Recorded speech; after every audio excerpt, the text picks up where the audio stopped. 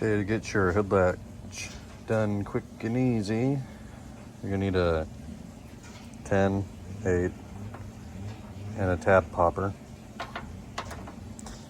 You're gonna wanna undo this because you gotta get it out from right there.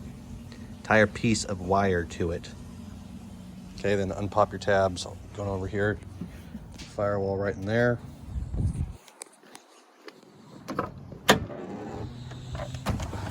And then this in here is a 10 right here.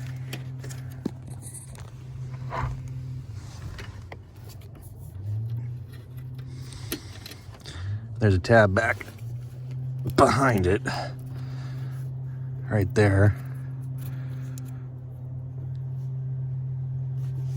Yeah, that's right. Here, I'll get it in there.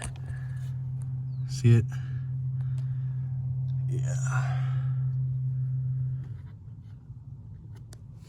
Anyway, get that out. Pull it with the wire on it from right there. That way when you're putting your new one in, you just pull the wire back and it pulls it back the way you want it. You're ready to go.